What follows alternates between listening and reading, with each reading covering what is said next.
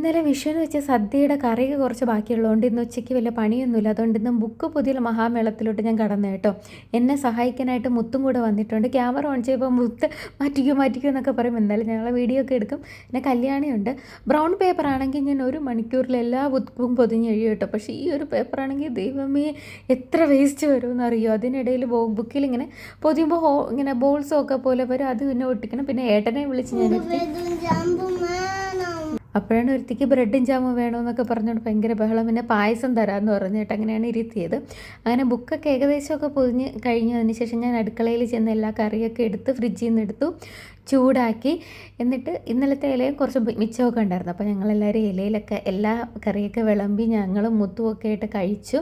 പിന്നെ ഇന്നലെ പാൽപ്പായസത്തിനോട് ബൂന്തിയോ ബോളിയോ ഒന്നും കിട്ടിയില്ല. നമ്മൾ തിരുവനന്തപുരത്തുകാർക്ക് അത് വേണമല്ലോ. അപ്പോൾ ഇന്ന് ബൂന്തി വാങ്ങിച്ച് നമ്മളെല്ലാവരും സദ്യയൊക്കെ കഴിച്ചു. അപ്പോൾ ഇത്രയേ ഉള്ളൂ. ബൈ.